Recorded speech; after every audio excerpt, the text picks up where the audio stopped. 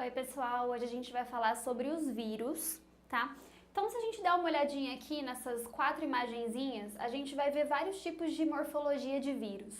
Vocês já devem estar acostumados, principalmente com essa primeira morfologia, né, e esse outro vírus, mas a gente também pode encontrar essas duas outras morfologias que estão aqui no meio, tá? Então se a gente olhar aqui, a gente teria um vírus com uma cabeça, vamos dizer assim, e aqui um outro vírus em que a gente tem a cabeça, aqui a região da cauda, aqui no meio a gente teria um espiral, que a gente chama de proteína de espiral, tá? Então a gente separaria em duas regiões. Só para vocês terem uma ideia de morfologias diferentes que a gente pode encontrar para os vírus, beleza? Então vamos lá. Bom, existe muito questionamento a respeito do que são os vírus, se eles são considerados seres vivos ou se eles não são considerados seres vivos. E os questionamentos giram em torno de duas características principais. O questionamento negativo, em que não se considera o vírus como um ser vivo, é porque o vírus ele não tem célula, né? Ele é acelular. E quem considera que o vírus seja, sim, um ser vivo, considera isso porque o vírus, embora não tenha célula, ele tem ácido nucleico, ou seja, ele pode ter DNA ou RNA, e ele se reproduz, certo? Então, a gente tem até hoje aí muitas discussões entre os cientistas, inclusive alguns professores, então eu não vou definir para vocês se é ou não é um ser vivo. O que eu quero que vocês saibam são as características. Então, sim, eles são acelulares, não tem célula, mas tem ácidos nucleicos e proteínas. Bom, então o ácido nucleico a gente vai encontrar ele no interior do vírus, dentro do capsídeo, e a gente pode ter ele sendo DNA ou sendo RNA, tá? Quando a gente olha aqui a figura, a gente tem algumas divisões, né? Algumas divisões para as partes dos vírus. Então vamos lá, nesse vírus em específico, com essa morfologia, a gente vai ter lá dentro, então, o material genético que eu falei, sendo DNA ou RNA. A gente vai ter o capsídeo, tá? Que eu vou voltar na figura anterior aqui, só para ficar mais fácil de ver. Não sei se vocês conseguem ver que tem umas bolinhas, umas divisõezinhas. A gente chama cada uma dessas bolinhas de capsômero, tá? São proteínas, formadas por proteínas. E quando a gente tem vários capsômeros unidos, a gente forma, então, o capsídeo do vírus, tá? Então, voltando para outra imagem, em volta, então, do material genético, a gente vai ter o capsídeo. Em volta ainda do capsídeo, a gente pode ter uma outra camada, tá? Que a gente chama de envelope. O capsídeo, ele é formado por proteínas. O envelope, ele pode ser formado por carboidratos ou lipídios, mas não são todos os vírus que têm envelopes, tá? Existem vírus envelopados e os vírus que não têm envelope são compostos só pelo capsídeo, beleza? Bom, a gente também vai ter proteínas aí, né, associadas ao envelope. Vamos lá então, eu falei que eles eram acelulares, agora outra característica super importante dos vírus é que eles são parasitas intracelulares obrigatórios. Por quê? Porque os vírus, embora tenham DNA e RNA, eles não têm outras maquinarias celulares, eles precisam utilizar a maquinaria celular de outra célula. Então por isso que sempre, para que ele se reproduza ou para que ele traduza, sintetize proteínas, ele precisa infectar uma outra célula e utilizar a maquinaria celular dessa célula hospedeira, tá? Porque ele mesmo não tem, ele é composto somente de proteínas e de material genético. Ele não tem ribossomo, ele não tem maquinaria para conseguir traduzir, sintetizar proteínas, beleza? Bom, o material genético é passível de sofrer mutação, e toda vez que o material genético sofre mutação, a gente também vai ter alteração das proteínas do capsídeo, tá?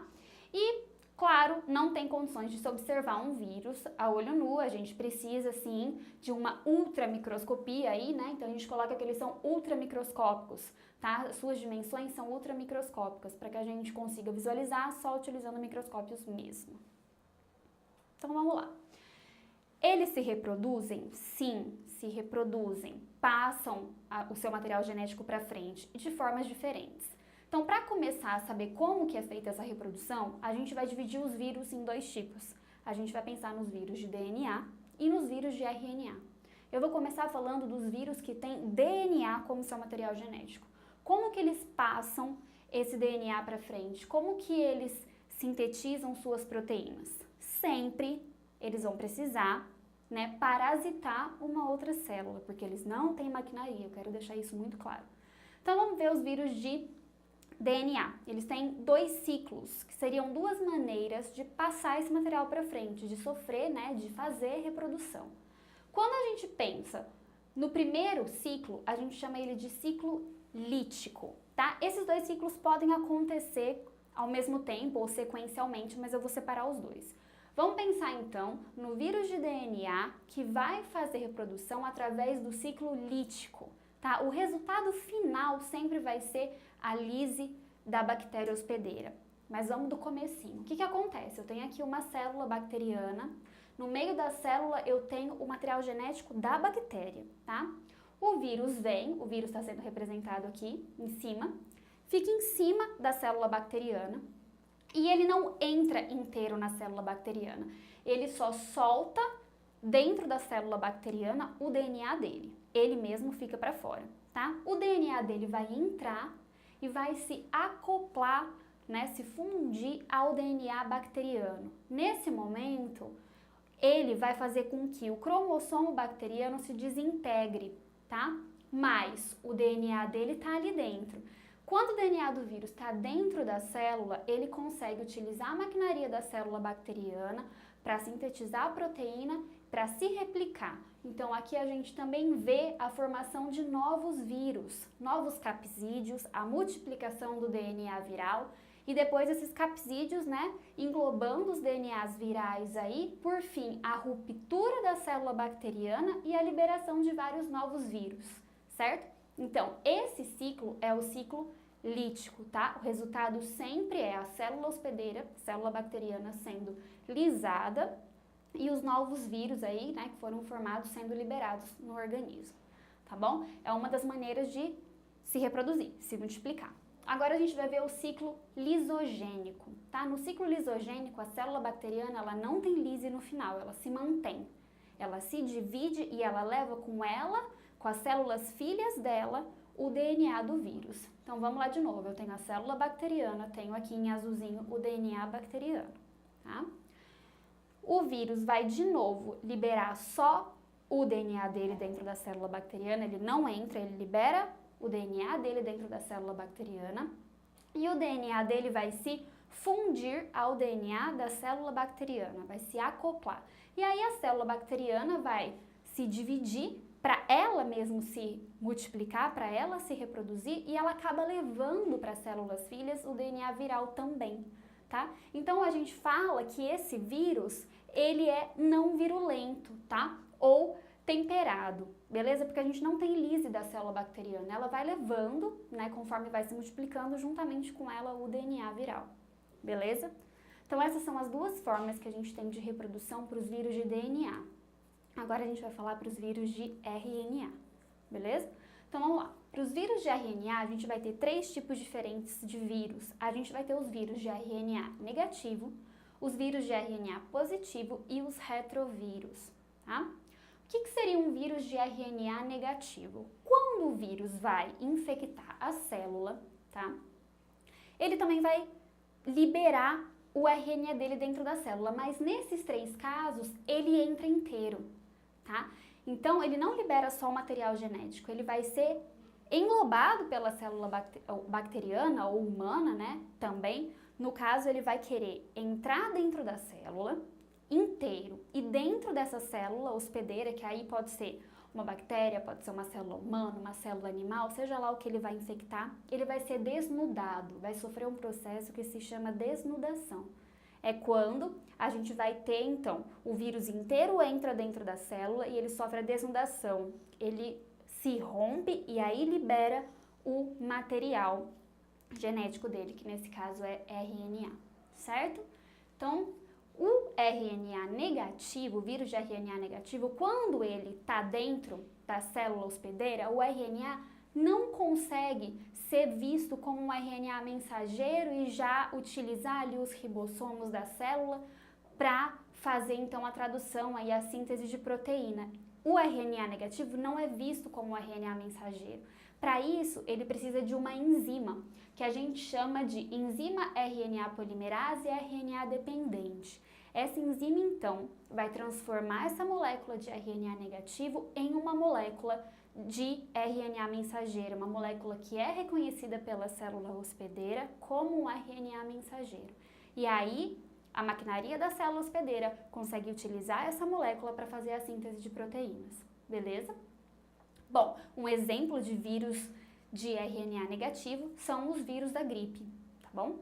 Bom, vamos para o RNA positivo. Os vírus de RNA positivo têm a molécula de RNA que é reconhecida pela célula hospedeira como uma molécula de RNA mensageiro. Então, não precisa de ser transformada em nada, essa molécula está dentro da célula e consegue já ser lida, né, como uma molécula de RNA mensageiro, tratada como uma molécula de RNA mensageiro, então os ribossomos vêm e conseguem sintetizar as proteínas, tá? Exemplo de vírus de RNA positivo são os vírus da dengue, os vírus da febre amarela, da zika, chikungunya, tá? E aí o retrovírus. O retrovírus é o vírus clássico porque é muito conhecido, é o vírus da AIDS. O que é esse retrovírus? Ele faz uma coisa totalmente diferente. Ele é um vírus de RNA, ele entra dentro da célula hospedeira, sofre desnudação, ou seja, tem o seu material genético liberado, né, no citoplasma da célula hospedeira. E aí ele vai transformar o RNA dele, né, uma molécula de fita simples, em uma molécula de DNA de fita simples. Então ele transforma o RNA em DNA, utilizando uma enzima que a gente chama de transcriptase reversa, tá? Aí, depois dessa transformação em DNA de fita simples, a gente vai ter a formação da fita complementar e vai se formar, então, uma molécula de DNA de fita dupla. Recapitulando, o vírus era de RNA, mas depois que ele entra na célula, ele consegue utilizar, através da enzima transcriptase reversa, a maquinaria da célula para se transformar em uma molécula de DNA, tá bom?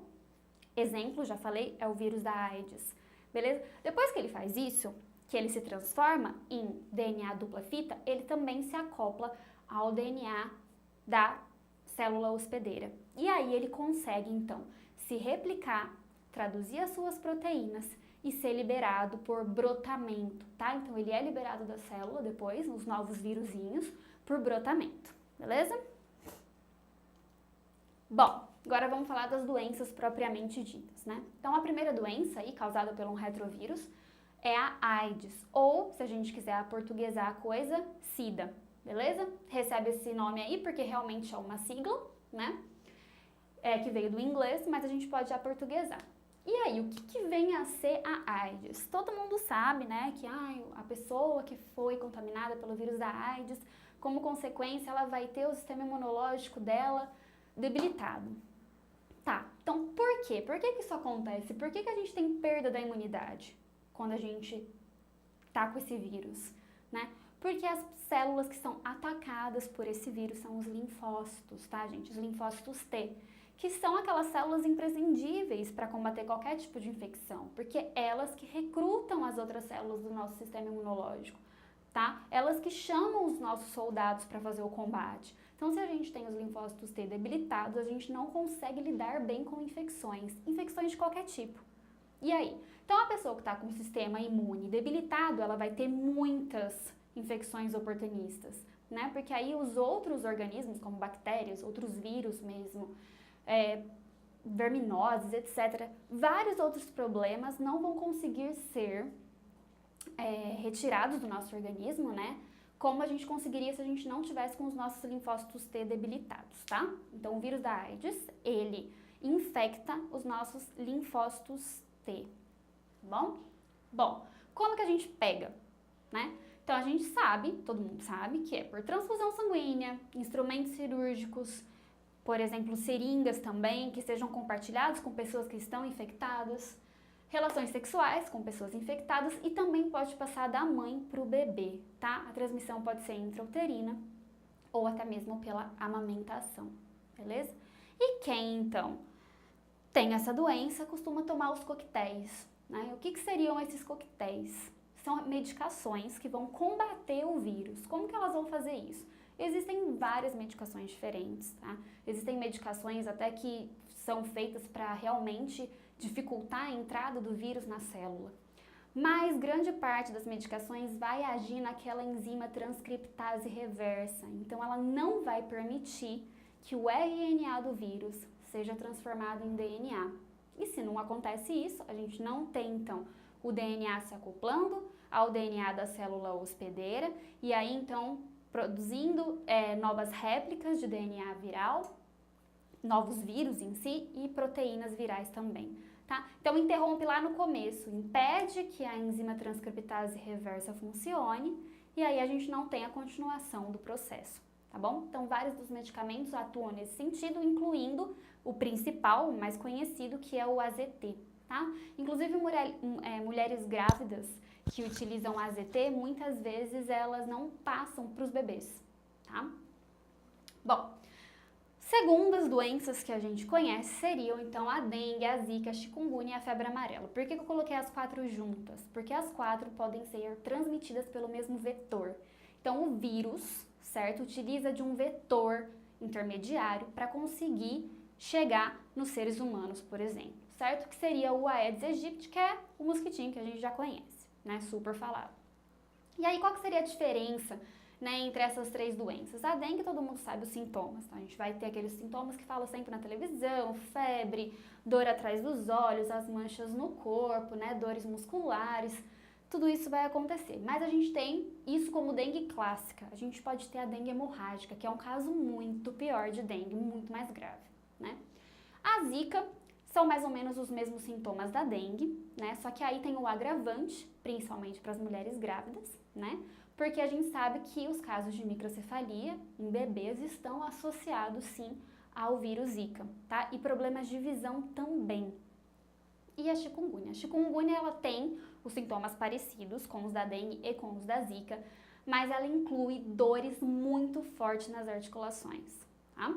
Bom, e aí vem a febre amarela, que está super em alta agora. Também é transmitida pelo Aedes aegypti, embora a gente tenha outro mosquito que também transmita, mas para nós é mais comum o Aedes aegypti. E aí a gente tem os sintomas aqui só para caso venha aparecer no vestibular, porque está super em alta agora de novo.